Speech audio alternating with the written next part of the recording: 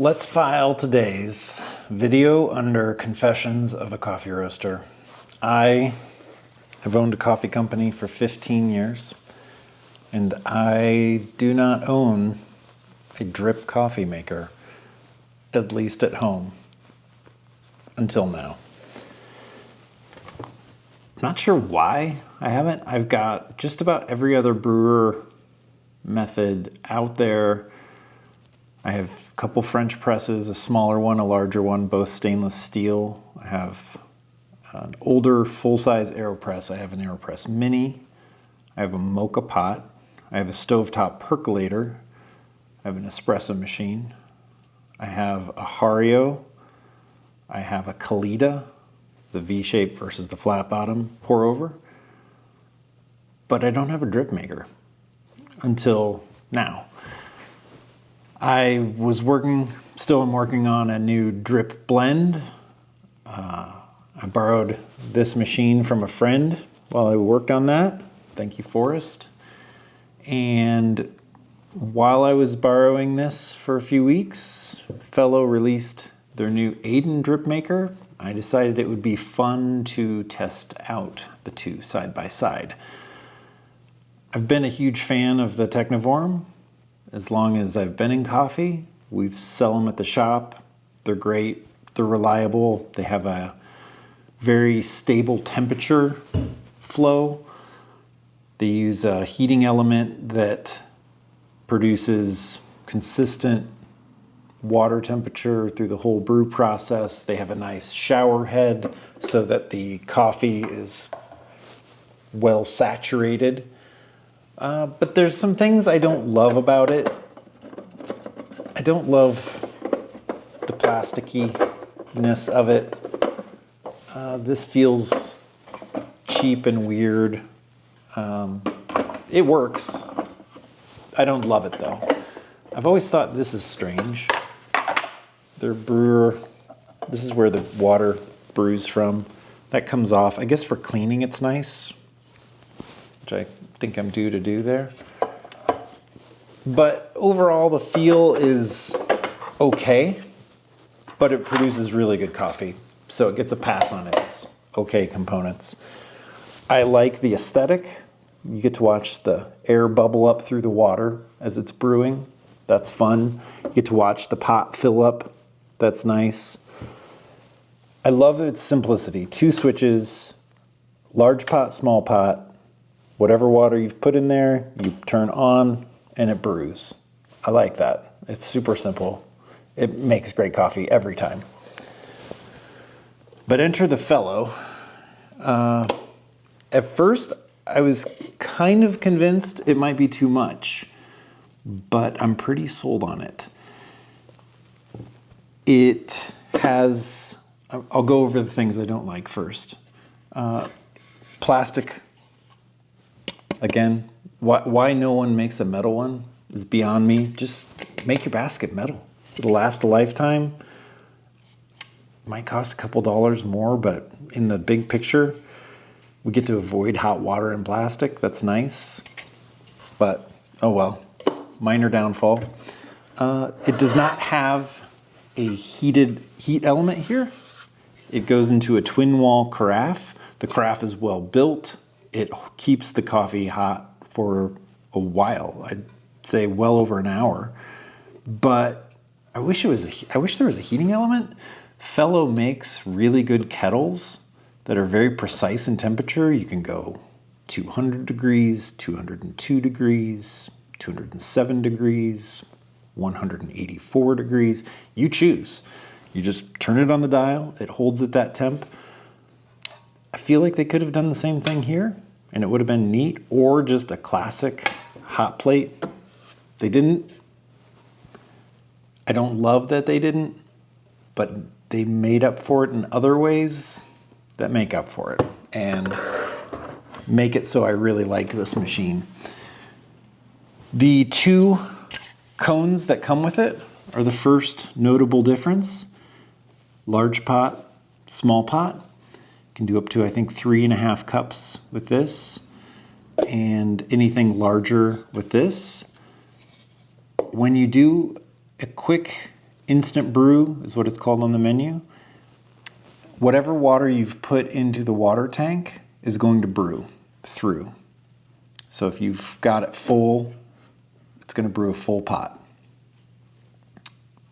But you can also choose to do custom batches really simply through the menu. It's only a couple buttons, and you get to choose. The factory settings are for light, medium, and dark. I believe the temperatures that will come out, which are adjustable, but I think it's factory set to 203, 200, and 197. And there's kind of a generic profile time. It'll give it, I think, about a 30-second bloom phase, and then the rest is brew. It's about a 5-minute process. You get to choose how much coffee you want to go in there. So I've been making pots with 4.5 cups. It gives you a suggested coffee ratio, amount of coffee to put in. You put the coffee in, you push brew, and it takes care of the rest. It's kind of awesome because you can tweak with the temperature a little bit. You can tweak with the brew time and see how the temperature affects the coffee. And I think it's all perfectly subjective between whether or not a light roast likes a higher temp or a lower temp. But the fact that you can do it is really cool.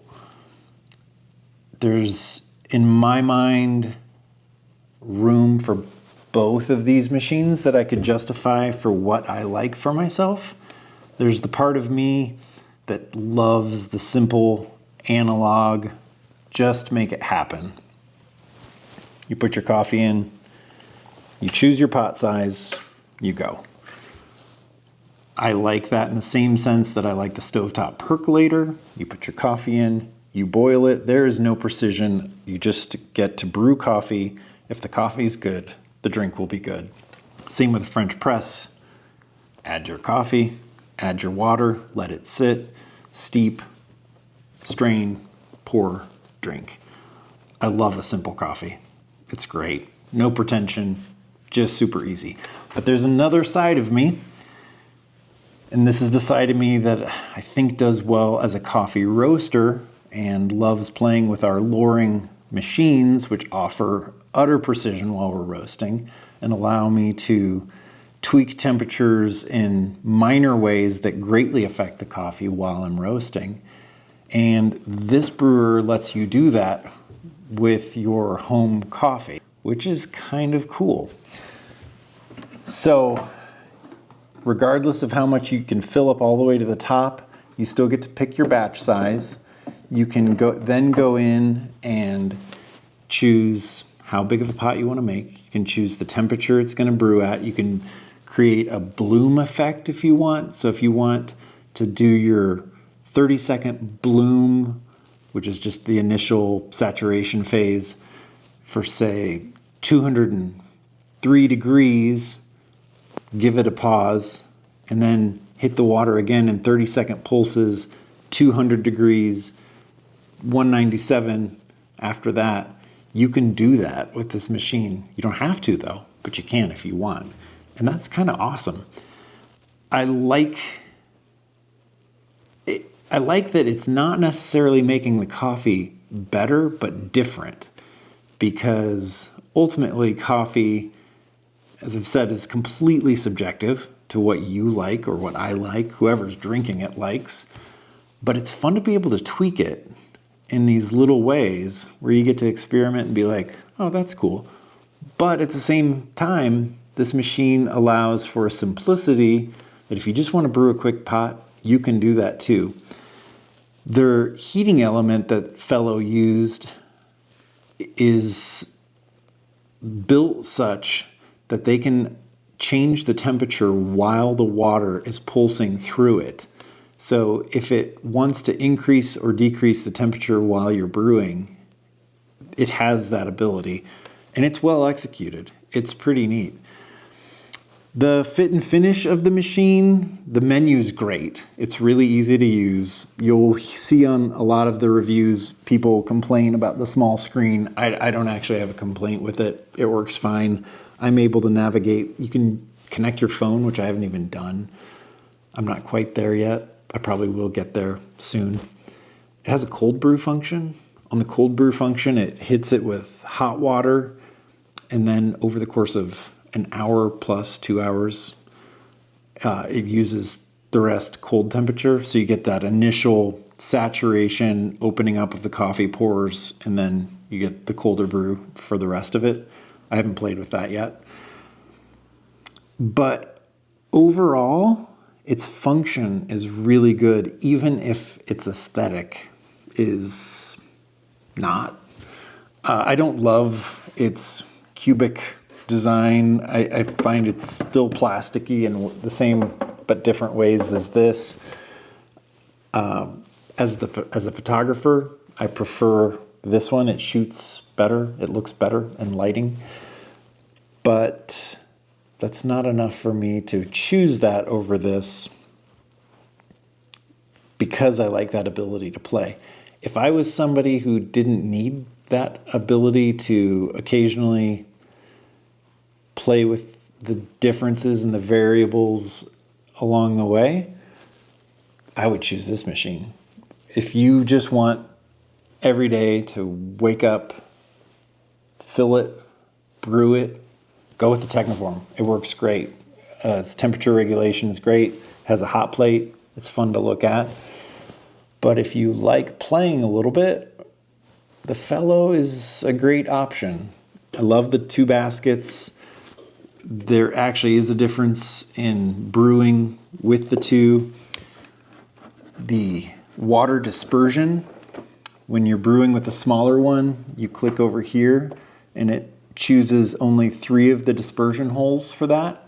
And when you use the larger basket, you switch it to this and it uses all of the dispersion. It's really fun machine to use. Maybe someday they'll add a hot plate to it. That would be the next no-brainer. I'd love a glass carafe. I just think aesthetically it's a great option. You could always probably, I don't know if you could find one that fits perfect or not. You might. But those are 2 great options for drip coffee. And I didn't want to like this machine as much as I do. I was planning on selling it or giving it to a friend, but at this point I think I'm going to keep it because it's really good. And I find myself making coffee in it every day at some point. It's really nice when you add, like if you've had too much coffee but you still feel like some. I've been bringing home the half calf and just making small pots of that in the afternoon to sip on. It's really good for that purpose. So, Fellow Aiden, God damn it, won me over.